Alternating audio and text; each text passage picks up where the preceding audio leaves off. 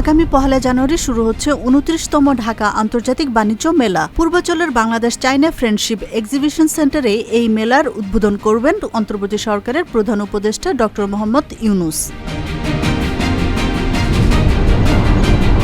অস্থায়ী পাস নিয়ে সোমবার থেকে সাংবাদিকরা সচিবালয়ে প্রবেশ করতে পারবেন বলে জানিয়েছেন তথ্য উপদেষ্টা নাহিদ ইসলাম। সচিবালয়ে প্রবেশের সব পাস বাতিল করে নতুন করে পাস দেয়া হবে। রোববার সচিবালয়ে এই কথা জানান তথ্য উপদেষ্টা।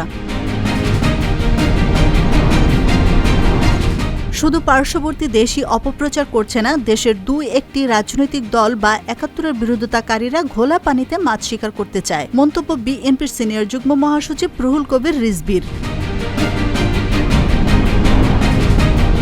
দেশের প্রশাসনিক প্রাণকেন্দ্র সচিবালয়ে অগ্নিকাণ্ডের ঘটনায় গঠিত কমিটি সোমবার তাদের প্রাথমিক তদন্ত প্রতিবেদন জমা দেবে, জানিয়েছেন তথ্য উপদেষ্টা নাহিদ ইসলাম। রোববার সচিবালয়ের সামনে সাংবাদিকদের এই কথা জানান তিনি। ব্রিগেডিয়ার জেনারেল আমান আজমির বরখাস্তের আদেশ বাতিল করে বাধ্যতামূলক অবসর প্রদান করা হয়েছে।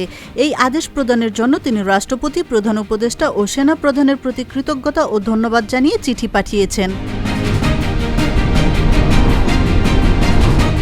৩০,০০০ টাকা ভাতাতে স্বাস্থ্যসেবায় ফিরছেন আন্দোলনরত পোস্ট গ্রাজুয়েট ট্রেনি চিকিৎসকরা। রোববার বিকেলে স্বাস্থ্য মন্ত্রণালয়ে আয়োজিত বৈঠকের সিদ্ধান্ত মেনে চিকিৎসা সেবায় ফিরছেন আন্দোলনকারী চিকিৎসকরা।